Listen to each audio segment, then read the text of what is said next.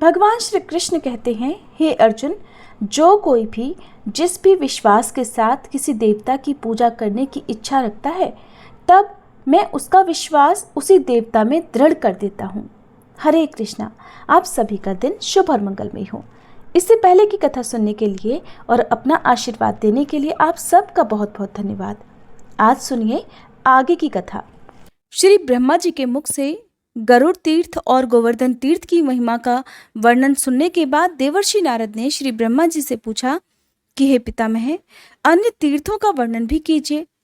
तब श्री ब्रह्मा जी कहने लगे, नारद, श्वेत तीर्थ तीनों लोकों में विख्यात है। उसके श्रवण मात्र से मनुष्य सभी पापों से मुक्ति पा जाता है। पूर्व काल में श्वेत नाम के एक ब्राह्मण थे जो महर्षि गौतम के प्रिय सखा थे। वे गोदावरी के तट पर रहकर अतिथियों के स्वागत सत्कार में लगे रहते और मनवाणी तथा क्रिया द्वारा भगवान शिव का भजन करते थे। वे सदा भगवान सदाशिव की पूजा और ध्यान करते रहते थे। शिव के भजन में ही उनकी आयु पूरी हो गई थी। तब यमराज के दूत उन्हें ले जाने के लिए आए, परंतु नारद जी वे ब्राह्मण देवता के घर में प्रवेश नहीं कर सके। जब ब्राह्मण की मृत्यु का समय व्यतीत हो गया, तब चित्रक ने मृत्यु से पूछा, मृत्यु, श्वेत का जीवन समाप्त हो चुका है, वो अब तक क्यों नहीं आया? तुम्हारे दूत भी अभी तक नहीं लौटे। ऐसा होना उचित नहीं है। ये सुनकर मृत्यु को बड़ा क्रोध हुआ और वे स्वयं ही श्वेत के घर पर पधारे। उनके दूत भयभीत होकर द्वार के बाहर ही खड़े हुए थे, जिन्हें देखकर मृत्यु ने पूछा, दूतों की क्या बात हुई? तुम लोग द्वार के बाहर कैसे खड़े हुए हो? तब दूत बोले, श्वेत भगवान शिव के द्वारा सुरक्षित है। हम उनकी ओर आंख उठाकर भी नहीं देख सकते। जिनके ऊपर भगवान शंकर प्रसन्न हो जाएं, फिर उन्हें भय कैसा? तब मृत्यु ने अपना फंदा हाथ में लेकर स्वयं ही ब्राह्मण के घर में प्रवेश किया। ब्राह्मण तो भक्तिपूर्वक भगवान शिव की पूजा कर रहे थे। उन्हें ना तो मृत्यु के आने का पता था और न ही यमदूतों के। श्वेत के समीप पाशधारी मृत्यु को खड़ा देख दंडधारी भैरव ने विस्मित होकर पूछा, मृत्युदेव, यहाँ क्या देखते हो? मृत्यु ने उत्तर दिया, मैं श्वेत को ले जाने के लिए यहाँ पर आया हूं, अतः इन्हीं को देख रहा हूं। भैरव ने कहा, लौट जाओ। मृत्यु ने श्वेत पर अपना फंदा फेंका। ये देखकर भैरव कुपित हो उठे। उन्होंने शिव के दिए हुए दंड से मृत्यु पर गहरी चोट की। मृत्यु देवता पाश हाथ में लिए हुए धरती पर ही गिर पड़े। मृत्यु को मारा गया देख यमदूत भाग गए। उन्होंने मृत्यु के वध का समाचार यमराज से कहा, जिसे सुनकर महिषवाहन यमराज को बड़ा क्रोध आया। उन्होंने अधिक बलवान चित्रगुप्त, अपनी रक्षा करने वाले यमदंड, महिष, भूत, वेताल तथा आदि व्याधियों को शीघ्रतापूर्वक चलने का आदेश देकर तुरंत वहां से प्रस्थान किया। अपने साथियों सहित यमराज उस स्थान पर पहुंचे जहां द्विज श्रेष्ठ श्वेत भगवान शिव की आराधना में संलग्न थे। उस समय यमराज तथा भगवान शिव के पार्षदों में अत्यंत भयानक संग्राम छिड़ गया। कार्तिकेय ने स्वयं ही शक्ति संभाली और यमराज के दूतों को विदीर्ण कर डाला। साथ ही दक्षिण दिशा के स्वामी अत्यंत बलवान यमराज को भी मौत के घाट उतार दिया। मरने से बचे हुए यमदूतों ने भगवान सूर्य को ये सब समाचार कह सुनाया। ये अद्भुत बात सुनकर सूर्य भगवान समस्त देवताओं और लोकपालों के साथ मेरे समीप आए। फिर मैं, भगवान विष्णु, इंद्र, अग्नि, वरुण तथा अन्य बहुत से देवता यमराज के पास गए। वे गोदावरी नदी के तट पर मृत अवस्था में पड़े हुए थे। यमराज को सेना सहित मरा हुआ देखकर देवतागण भय से व्याकुल हो उठे और हाथ जोड़कर बारंबार भगवान शिव की प्रार्थना करने लगे। देवतागण बोले, भगवान, आपको अपने भक्त सदा ही प्रिय हैं और आप दुष्टों का वध किया करते हैं। संसार के आदि सृष्टा नीलकंठ, आपको नमस्कार है, नमस्कार है। हे ब्रह्म प्रिय, आपको नमस्कार है। देव प्रिय, आपको नमस्कार है। विप्रवर श्वेत आपके भक्त हैं। इनकी आयु क्षीण हो जाने पर भी यम आदि सब लोग इन्हें ले जाने में समर्थ नहीं हो सके। आपका अपने भक्तों पर ऐसा महान प्रेम देखकर हम सबको बड़ा संतोष हुआ। नाथ, सचमुच ही आप बड़े भक्त वत्सल हैं। जो लोग आप जैसे दयालु परमेश्वर की शरण में आ गए हैं, उन्हें यमराज भी नहीं देख सकता। ये जानकर ही सब लोग पराभक्ति के साथ आपका भजन किया करते हैं। शंकर, आप ही इस जगत के स्वामी हैं, क्या ये बात आप भूल गए?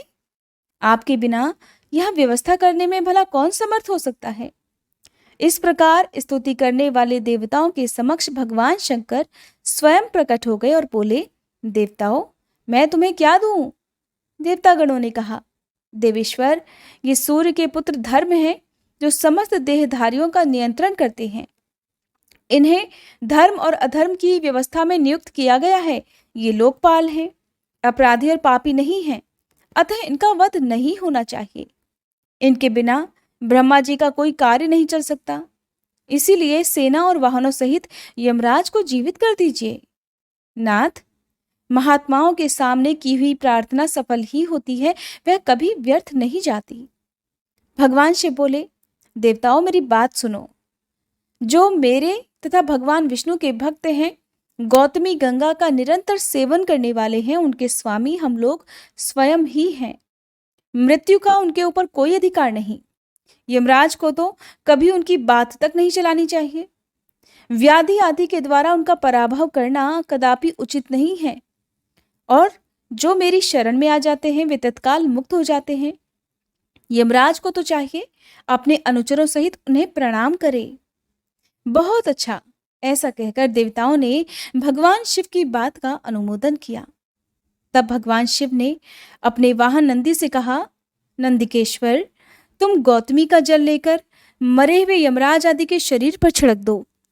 आज्ञा पाकर नंदी ने यम आदि सभी लोगों पर गोदावरी का पावन जल छिड़का, जिससे वे जीवित होकर उठ बैठे और दक्षिण दिशा की ओर चले गए।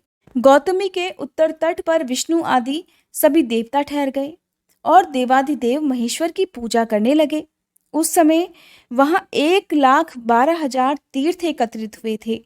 इसी प्रकार गोदावरी के दक्षिण तट पर 30,000 तीर्थ एकत्रित हुए। यही श्वेत तीर्थ का पवित्र उपाख्यान है। जहां मृत्यु देवता मरकर गिरे थे, वह स्थान मृत्यु तीर्थ कहलाता है। वहां किया हुआ स्नान और दान सभी पापों का नाश करने वाला है। उसके महात्म्य का श्रवण, पठन और स्मरण अंतःकरण के मल को धोने वाला और सभी लोगों को भोग तथा मोक्ष प्रदान करने वाला है। इसके आगे शुक्र तीर्थ है, जो मनुष्यों को सभी प्रकार की सिद्धि देने वाला है। वह सभी पापों को शांत करने वाला तथा सब प्रकार की व्याधियों का नाशक है। अंगिरा और भृगु ये दो परम धर्मात्मा ऋषि हुए हैं। देवर्षि नारद, ध्यान पूर्वक सुनो, अब इनका भी वर्णन मैं करता हूं। इन दोनों के दो दो पुत्र हुए, जो बड़े ही विद्वान और रूप तथा बुद्धि से सुशोभित थे। अंगिरा के पुत्र का नाम था जीव और भृगु के पुत्र का नाम था कवि। ये दोनों अपने माता पिता के अधीन रहते थे। जब दोनों का यज्ञोपवीत संस्कार हो गया, तब उनके पिता परस्पर कहने लगे कि हम दोनों में से एक ही इन दोनों पुत्रों का शिक्षक हो। इससे एक ही शासन करेगा और दूसरा सुख से बैठा रहेगा। ये सुनकर अंगिरा ने कहा, मैं कवि को भी अपने पुत्र के समान ही पढ़ाऊंगा, वह सुखपूर्वक मेरे यहाँ रहे। अंगिरा की बात सुनकर भृगु ने कहा, ठीक है, और उन्होंने अपने पुत्र शुक्र को अंगिरा की सेवा में सौंप दिया। परंतु अंगिरा उन दिनों बालकों में विषम बुद्धि रखते थे, इसलिए दोनों को पृथक पृथक पढ़ाते थे। बहुत दिनों तक किसी प्रकार यही क्रम चलता रहा। तब एक दिन शुक्र ने कहा, गुरुदेव, आप मुझे प्रतिदिन विषम भाव से पढ़ाते हैं। गुरुओं के लिए यह उचित नहीं कि वे पुत्र और शिष्य में भेदभाव समझें। जो लोग विषम बुद्धि रखते हैं, उनके पाप की कोई गणना नहीं है। आचार्य, अब मैंने आपको अच्छी तरह समझ लिया। आपको मेरा बारंबार नमस्कार है। अब दूसरे किसी गुरु के यहाँ जाऊंगा, मुझे जाने की आज्ञा दीजिए। इसी प्रकार गुरु और बृहस्पति से पूछकर उनकी आज्ञा लेकर शुक्र चले गए। उन्होंने सोचा, अब पूर्ण विद्या प्राप्त करके ही पिता के पास जाऊंगा, किंतु किससे पूछूं? कौन सबसे श्रेष्ठ गुरु हो सकता है? इन्हीं सब बातों का विचार करते हुए शुक्र ने महाप्राज्ञ गौतम जी के पास जाकर पूछा, मुनिश्रेष्ठ, बताइए कौन मेरा गुरु हो सकता है? जो तीनों लोगों का गुरु हो, उसी के पास मैं जाऊंगा। गौतम ने कहा, जगत गुरु भगवान शंकर ही गुरु होने योग्य हैं। शुक्र ने पूछा, तो फिर मुनिवर, मैं कहाँ रहकर शंकर जी की आराधना करूं? गौतम ऋषि बोले कि गौतमी गंगा में स्नान करके पवित्र होकर स्तोत्रों द्वारा भगवान शंकर को संतुष्ट करो।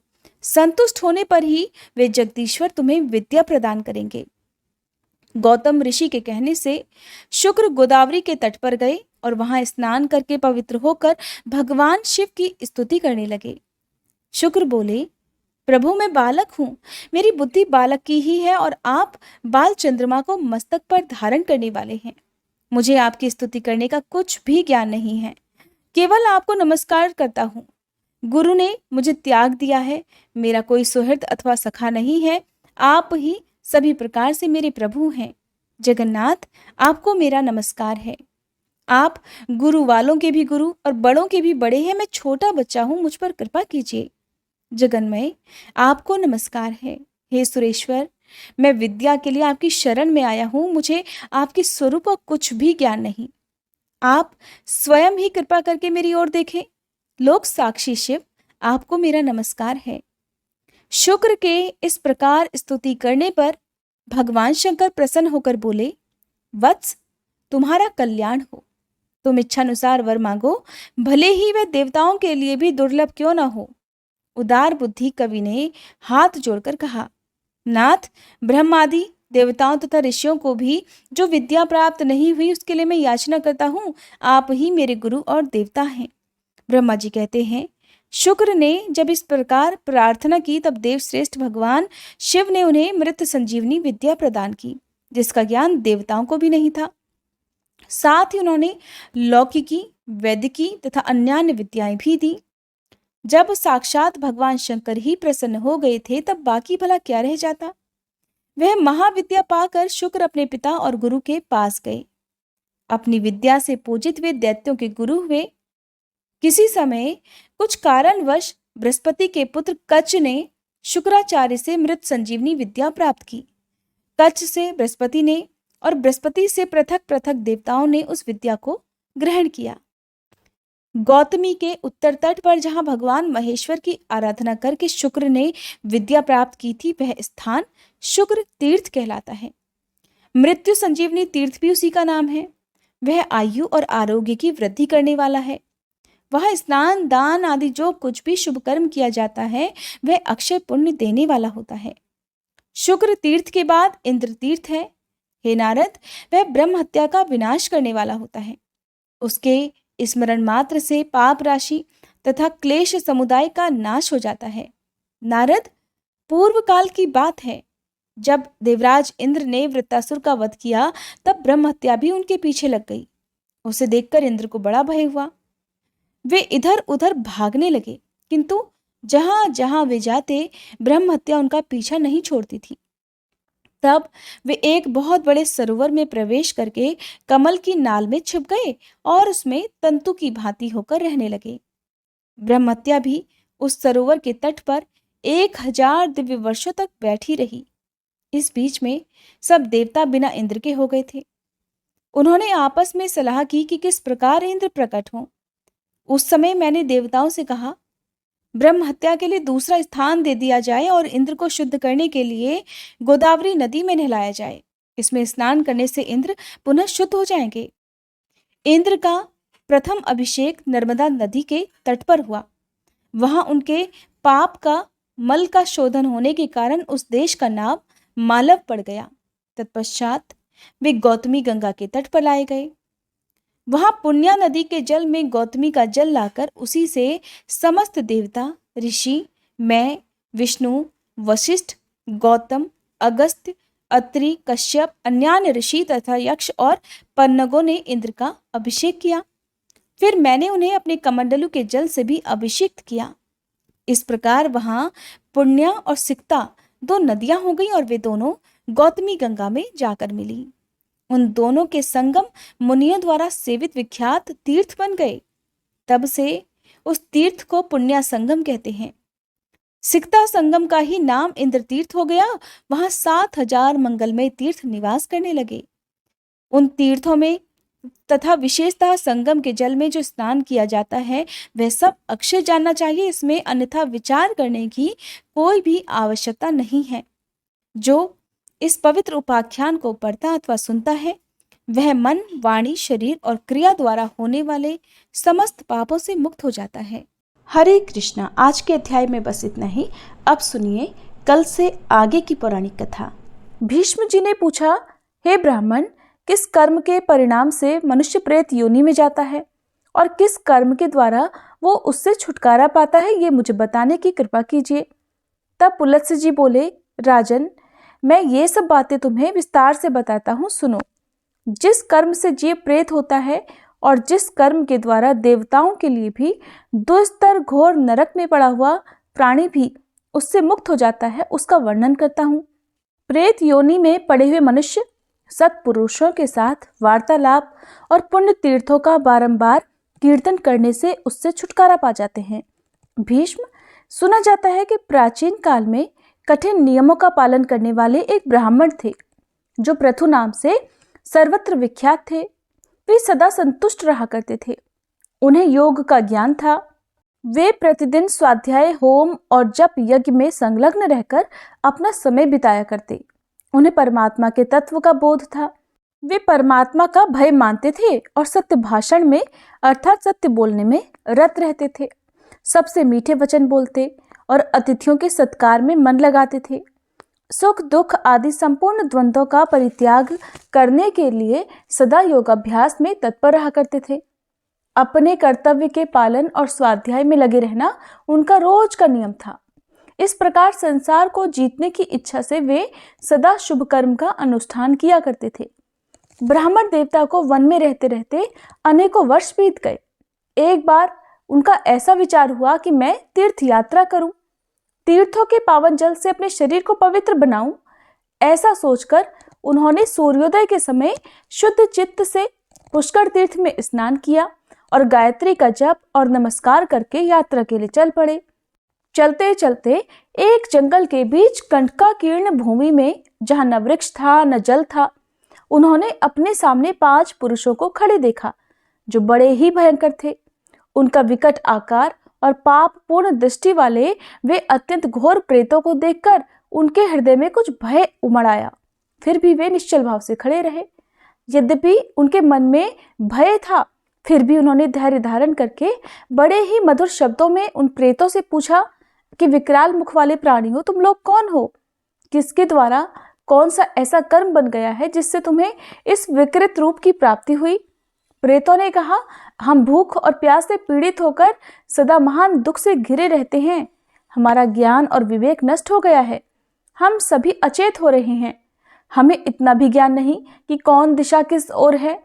दिशाओं के बीच की अवान्तर दिशाओं को भी नहीं जानते। आकाश, पृथ्वी और स्वर्ग का भी हमें ज्ञान नहीं है। ये तो दुख की बात हुई। सुख बस इतना ही है कि सूर्योदय देखकर हमें प्रभात सा लग रहा है।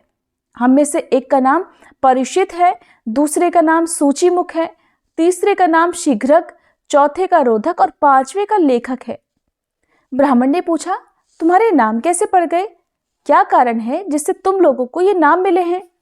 प्रेतों में से एक प्रेत ने कहा कि मैं सदा स्वादिष्ट भोजन किया करता था। ब्राह्मणों को पर्युषित अर्थात बासी भोजन दिया करता था। इसी कारण मेरा नाम पर्युषित पड़ गया है। मेरे इस साथी ने अन्न आदि के अभिलाषी बहुत से ब्राह्मणों की हिंसा की है, इसलिए इसका नाम सूचिमुख पड़ा है। ये तीसरा प्रेत भूखे ब्राह्मण के याचना करने पर भी उसे कुछ देने के भय से बड़ी जल्दी वहां से चला गया था, इसलिए इसका नाम शीघ्रक हो गया।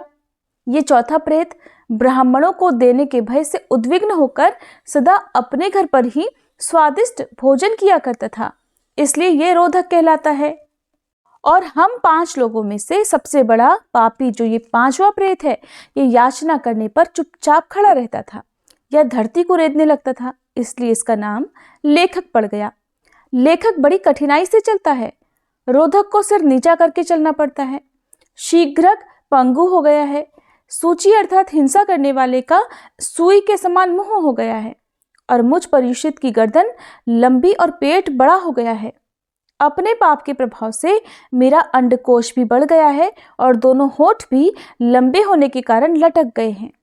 यही हमारे प्रेत योनि में आने का वृतांत है जो मैंने तुम्हें सुना दिया। अगर तुम्हारी इच्छा हो तो कुछ और भी पूछो। पूछने पर उस बात को भी हम बताएंगे। ब्राह्मण बोले कि इस पृथ्वी पर जितने भी जीव रहते हैं उन सब की स्थिति आहार अर्थात भोजन पर ही निर्भर है। इसलिए मैं तुम लोगों का आहार भी जानना चाहता हूँ कि तुम लोग क्या खाते हो। प्रेत बोले, विप्रवर, हमारे आहार की बात भी सुनिए। हम लोगों का भोजन सभी प्राणियों के लिए निंदित है। उसे सुनकर आप भी बार बार निंदा करेंगे। बलगम, पेशाब, पाखाना और स्त्री के शरीर का मैल, इन्हीं से हमारा भोजन चलता है। जिन घरों में पवित्रता नहीं है वहां प्रेत भोजन करते हैं। जो घर स्त्रियों के द्वारा दग्ध और छिन्न भिन्न है, अस्त व्यस्त है, जिनके सामान इधर उधर बिखरे पड़े रहते हैं और मलमूत्र के द्वारा जो घृणित अवस्था को पहुंच चुके हैं, उन्हीं घरों में प्रेत भोजन करते हैं। जिन घरों में मानसिक लज्जा का अभाव है, पतितों का निवास है और जहां के निवासी लूटपाट का काम करते हैं, वहीं प्रेत भोजन करते हैं। जहां बलि, वैश्वदेव और वेद मंत्रों का उच्चारण नहीं होता, होम और व्रत भी नहीं होते, वहां प्रेत भोजन करते हैं। जहां गुरुजनों का आदर नहीं होता, जिन घरों में स्त्रियों का प्रभुत्व है, जहां क्रोध और लोभ ने अधिकार जमा लिया है, वहीं प्रेत भोजन करते हैं। तात, मुझे अपने भोजन का परिचय देते समय बहुत लज्जा हो रही है, इसलिए इससे अधिक मैं कुछ नहीं कह सकता। तपोधन, तुम नियमों का दृढ़तापूर्वक पालन करने वाले हो, इसलिए प्रेत योनि से दुखी होकर हम तुमसे कुछ पूछ रहे हैं। बताओ, कौन सा कर्म करने से जीव प्रेत योनि में नहीं पड़ता? तब ब्राह्मण कहने लगे कि जो मनुष्य 1 रात का, 3 रात का और कृच्छ, चांद्रायण आदि अन्य व्रतों का पालन करता है, वो कभी प्रेत योनि में नहीं पड़ता। जो प्रतिदिन 3, 5 या 1 अग्नि का सेवन करता है और जिसके हृदय में संपूर्ण प्राणियों के प्रति दया भरी हुई है, वो मनुष्य प्रेत नहीं होता। जो मान और अपमान में, सुवर्ण और मिट्टी के ढेले में और शत्रु और मित्र में एक समान भाव रखता है, वो कभी प्रेत नहीं होता। देवता, अतिथि, गुरु और पितरों की पूजा में सदा प्रवृत्त रहने वाला मनुष्य भी प्रेत योनि में नहीं जाता। शुक्ल पक्ष में मंगलवार के दिन चतुर्थी तिथि आने पर जो श्रद्धा पूर्वक श्राद्ध करता है, वह मनुष्य प्रेत नहीं होता। जिसने क्रोध को जीत लिया है, जिसमें डाह का, ईर्ष्या का सर्वथा अभाव है, जो तृष्णा और आसक्ति से रहित, क्षमावान और दानशील है, वो प्रेत योनि में नहीं जाता। जो गौ, ब्राह्मण, तीर्थ, पर्वत, नदी और देवताओं को प्रणाम करता है, वो मनुष्य प्रेत नहीं होता। प्रेत बोले, महामुने, आपके मुख से नाना प्रकार के धर्म सुनने को मिले। हम बहुत दुखी जीव हैं, इसलिए फिर पूछते हैं कि किस कर्म से प्रेत योनि में जाना पड़ता है, वो भी हमें बताइए। ब्राह्मण ने कहा, अगर कोई द्विज और विशेषतः ब्राह्मण शूद्र का अन्न खाकर उसे पेट में लिए ही मर जाए, तो वह प्रेत होता है। जो आश्रम धर्म का त्याग करके मदिरा पीता, पराई स्त्री का स्पर्श करता और प्रतिदिन मांस खाता है, उस मनुष्य को प्रेत होना पड़ता है। जो ब्राह्मण यज्ञ के अनाधिकारी पुरुषों से यज्ञ करवाता और अधिकारी पुरुषों का त्याग करता और शूद्र की सेवा में लगा रहता है, वह प्रेत योनि में जाता है। जो मित्र की धरोहर को हड़प लेता, शूद्र का भोजन बनाता, विश्वासघात करता और कूटनीति का सहारा लेता है, वो निश्चय ही प्रेत होता है। ब्रह्मत्यारा, गोघाती, चोर, शराबी, गुरु पत्नी के साथ संभोग करने वाला और भूमि और कन्या का अपहरण करने वाला निश्चय ही प्रेत होता है। जो पुरोहित नास्तिकता में प्रवृत्त होकर अनेकों ऋत्विजों के लिए मिली हुई दक्षिणा को अकेले ही हड़प लेता है, उसे निश्चित ही प्रेत योनि में जाना होता है। विप्रवर प्रथु जब इस प्रकार उपदेश कर रहे थे, ठीक उसी समय आकाश में सहसा नगाड़े बजने लगे। हजारों देवताओं के हाथ से छोड़े हुए फूलों की वर्षा होने लगी। प्रेतों के लिए देखते ही देखते चारों ओर से दिव्य विमान आ गए। आकाशवाणी हुई कि इन ब्राह्मण देवता के साथ वार्तालाप और पुण्य कथा का कीर्तन करने से तुम सब प्रेतों को दिव्य गति प्राप्त हुई है। इस प्रकार सत्संग के प्रभाव से उन प्रेतों का उद्धार हो गया। गंगानंदन, यदि तुम्हें कल्याण साधन की आवश्यकता है, तो तुम आलस्य छोड़कर पूरा प्रयास करके सत्पुरुषों के साथ वार्तालाप, सत्संग करो। ये 5 प्रेतों की कथा संपूर्ण धर्मों का तिलक है। जो मनुष्य इसका 1 लाख पाठ करता है उसके वंश में कभी कोई प्रेत नहीं होता। जो अत्यंत श्रद्धा और भक्ति के साथ इस प्रसंग का बारंबार श्रवण करता है वो भी प्रेत योनि में नहीं पड़ता।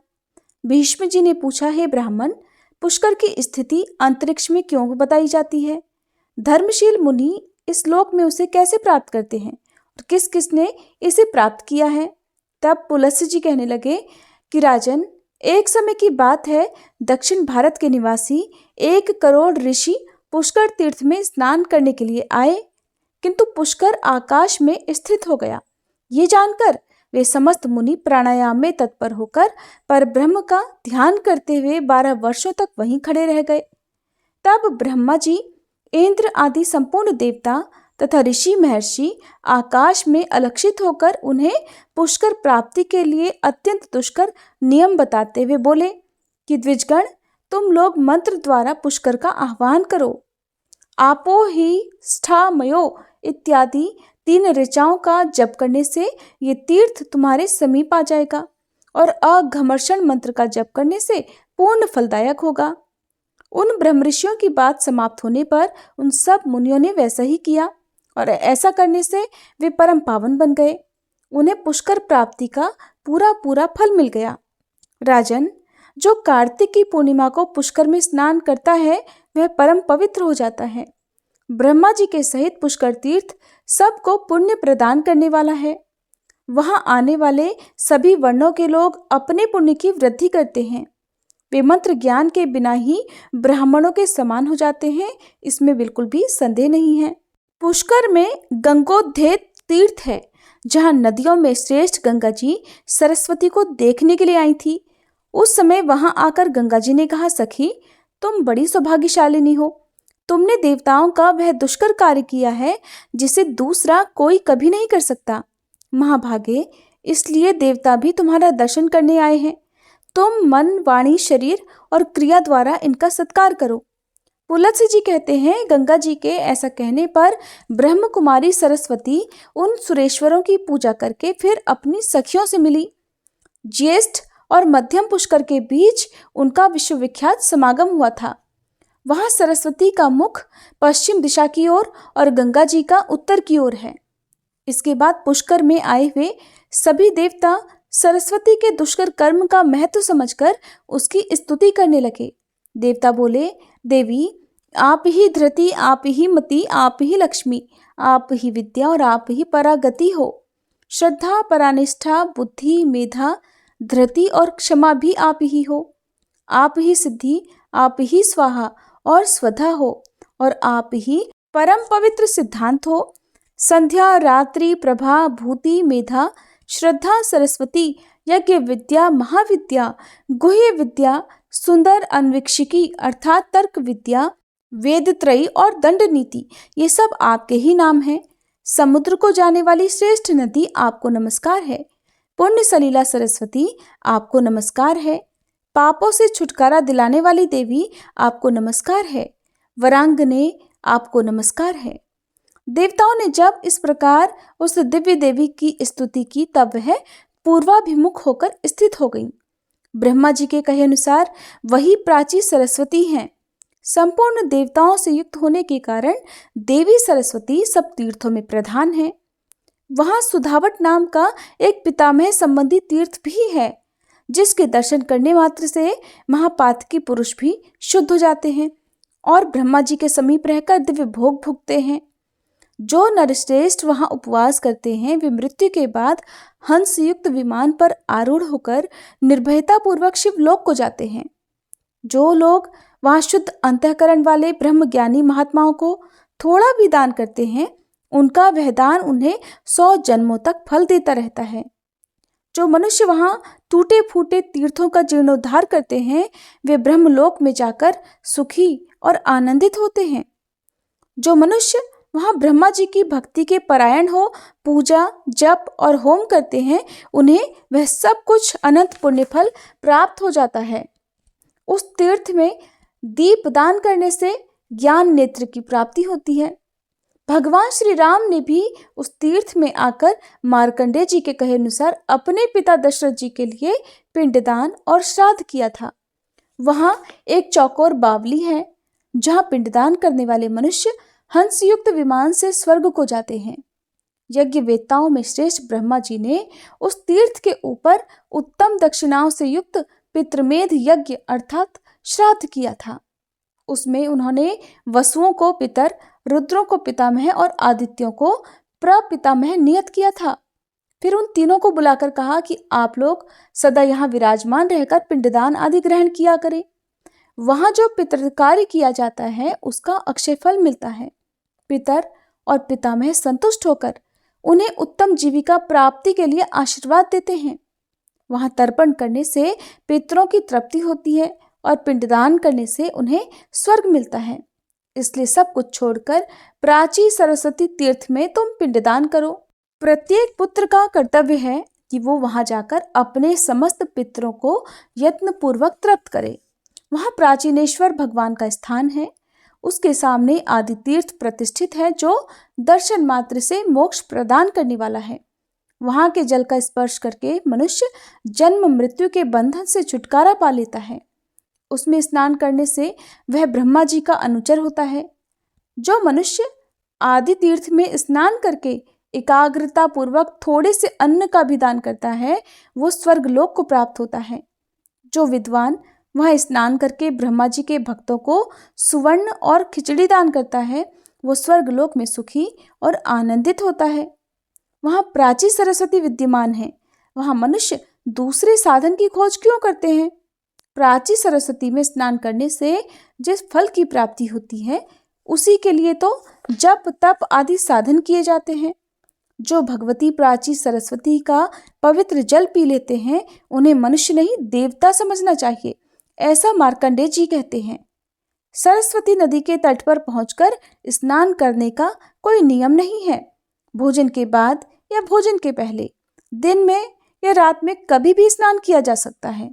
वह तीर्थ अन्य सब तीर्थों की अपेक्षा प्राचीन और श्रेष्ठ माना गया है। वह प्राणियों के पापों का नाशक और पुण्यजनक कहा गया है। हरे कृष्णा।